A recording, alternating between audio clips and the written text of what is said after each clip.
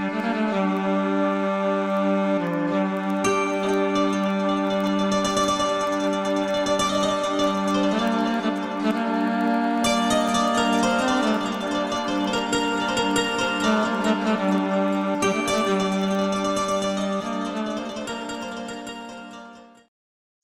saya mohon kepada Prof. Imam Suprayogo untuk memperdalam dan juga untuk memperkaya bahasan kita malam ini, dan juga saya nanti mohon kepada Prof. Kuncoro, dan juga ada di sini ada Prof. Sirosi juga ya. Masya Allah.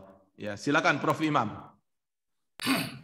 Assalamualaikum warahmatullahi wabarakatuh. Waalaikumsalam warahmatullahi wabarakatuh. Waalaikumsalam warahmatullahi wabarakatuh. Wassalatu wassalamu ala asrofil anbiya'i wal mursalin sayyidina wa maulana Muhammadin wa ala alihi wa sahbihi ajmain. Amma ba'du, yang saya hormati, yang dimuliakan Gus Wahid, Prof. Hanif, lama tidak ketemu ini, dan juga para senior, semuanya peserta yang berbahagia. Prof. Imam ini guru saya waktu saya di UIN Malang. Masih ingat, kita banyak bersyukur pada Allah, salawat dan salam kita persembahkan ke hadapan ikutan kita Muhammad Rasulullah Sallallahu Alaihi Wasallam. Tugas saya adalah mensyarah apa yang disampaikan oleh Gus Wahid.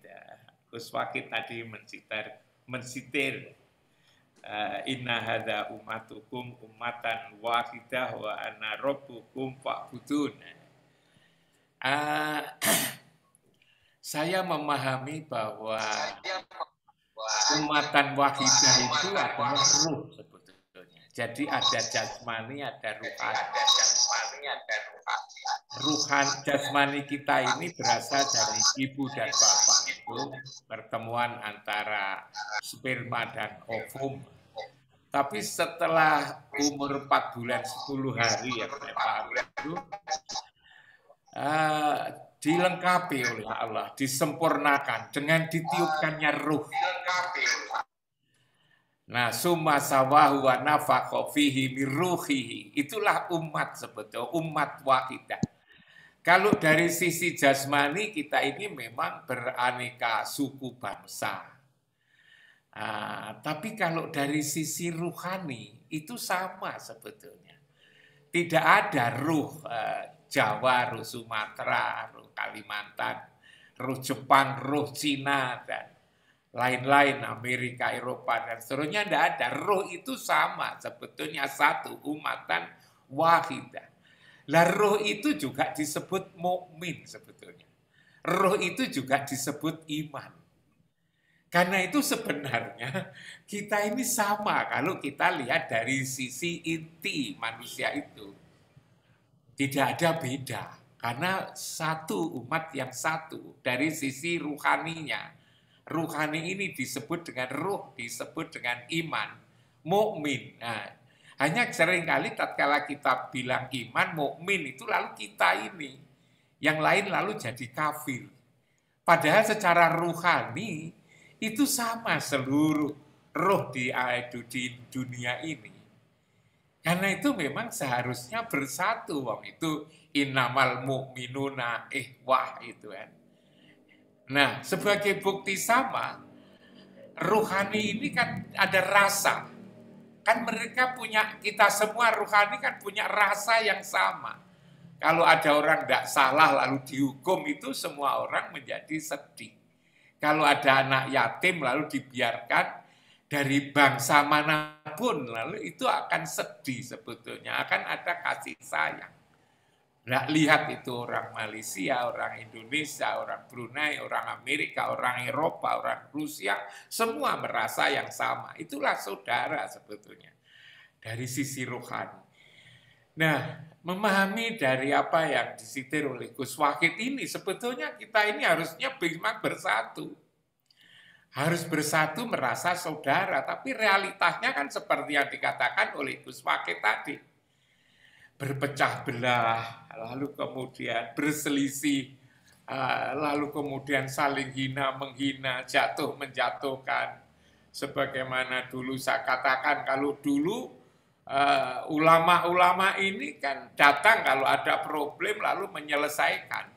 Tapi sekarang para ulama, para cendekiawan muslimnya itu juga sudah saling bertengkar sendiri. Padahal sebenarnya kalau saya lihat itu ancaman kepada orang-orang yang selalu berpecah belah, lalu berselisih itu luar biasa. Di surat Ali Imran 105 misalnya mengatakan wala takunu kalladzina tafarraqu wahtalafu mim ba'di ma ja'ahumul bayyinat wa ulaika lahum adzabun adzim, juga wa ulaika lahum adzabun adzim. Mereka yang suka berpecah belah, mereka yang suka berselisih itu diancam dengan azab. Karena itu kalau kita lihat dari sisi normatif Quran dan hadis Nabi, memang tidak pantas sebetulnya kita berpecah belah itu pada tingkatan tidak pantas, Gus Wakid, kalau saya lihat itu. Terlalu berani melawan ajaran Allah dan Rasul itu. Lalu pertanyaannya, kenapa ini? Inilah menurut hemat saya perlu direnungkan bersama. Saya kok menengarai begini. Jangan-jangan Islam yang kita terima itu sebetulnya sudah bukan Islam yang sebenarnya. Jangan-jangan itu. Jangan-jangan ketika Islam itu mengenalkan diri kita ini siapa, Rasul Muhammad itu siapa, Allah yang sebenarnya itu siapa, jangan-jangan belum kita kenal. Jangankan dekat, kenal saja jangan-jangan tidak. Tatkala kita sholat menyembah Allah, Allah itu siapa? Jangan-jangan juga tidak kita kenal. Kita hanya kenal nama. Namanya Allah. Tapi yang bernama Allah itu siapa itu kan? Jangan-jangan sampai hari ini tidak tertangkap.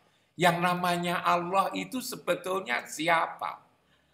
Yang namanya Rasulullah Muhammad SAW itu siapa? Jangan-jangan kita juga tidak tahu, jangan-jangan. Jangan-jangan diri kita sendiri siapa itu kan. Dulu pernah saya ulas, diri kita, diri yang sebenar-benar diri kita ini siapa. Kita seringkali mengatakan mataku, kepalaku, telingaku, tanganku, perutku.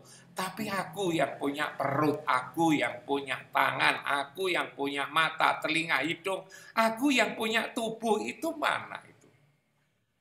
Nah tentu sebetulnya manusia itu lalu juga gaib. Aku ini sebetulnya tidak pernah kelihatan. Sama-sama gaib, sama-sama ruhaniyah. Antara aku, diriku, Rasulullah, Rasul itu juga gaib, Allah juga gaib. Yang karena itu tidak pernah dikenal. Karena ketika sholat saja itu tidak mengenal Allah, hanya mengenal namanya, tapi tidak kenal siapa yang punya nama. Lalu kemudian kita lakukan sholat itu hanya dari wilayah syariah. Yang penting syarat fisiknya saja itu sholat 4 rakaat, 3 rakaat, 2 rakaat subuh, 4 rakaat duhur. Tapi sebenarnya apakah kita ini benar-benar nyembah Allah? Allah yang benar-benar punya nama Allah itu. Nah ini barangkali jadi pendidikan Islam atau mungkin keislaman umat ini sudah hilang, jangan-jangan itu, Gus Wakid. Islam Al-Quran yang tidak mengenalkan tentang Tuhan, tidak mengenalkan tentang Rasul, tidak mengenalkan pada diri. Dulu saya katakan bahwa kalau kita baca buku ekonomi, maka isinya adalah tentang kegiatan ekonomi. Buku pertanian membahas tentang ihwal bertani. Buku peternakan juga membahas hal ternak. Pertanyaannya adalah Al-Quran yang 30 juz, Al-Quran yang 114 surat itu bicara apa?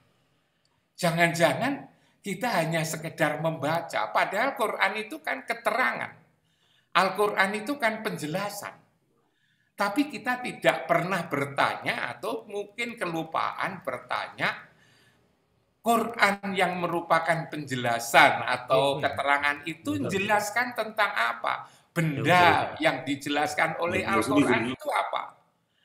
Tentu kalau kita lihat benda yang diterangkan oleh Quran, kita akan tahu siapa Tuhan, siapa Muhammad, siapa diri kita ini. Dan karena tidak tahu itulah lalu kemudian jadi sembrono. Bahkan berani menipu Tuhan, coba.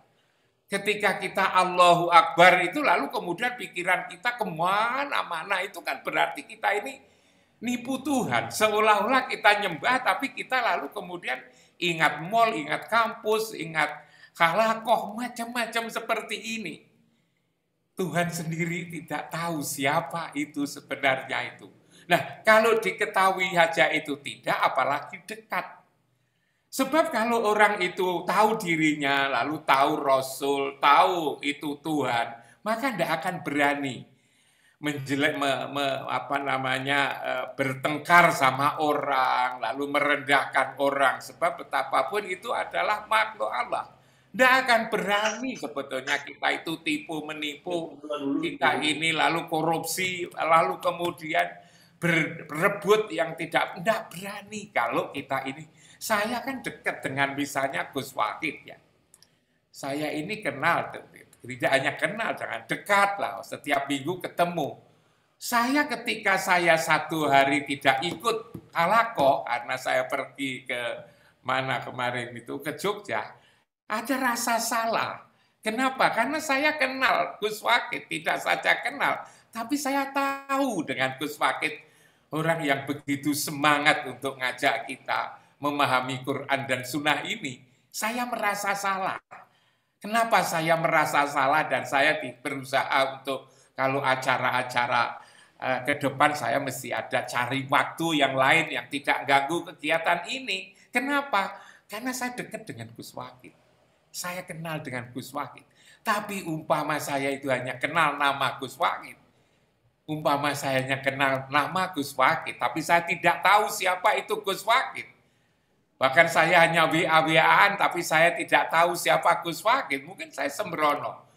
Maka lalu saya, ini Gus Wakid, jangan-jangan kita ini lagi kena krisis sebetulnya. Krisis tidak mengenal Islam lagi. Krisis tidak mengenal Tuhan, krisis tidak mengenal Rasul, bahkan kita ini krisis tidak mengenal diri kita sendiri ini siapa, sebetulnya siapa. Akhirnya kita tidak tahu diri.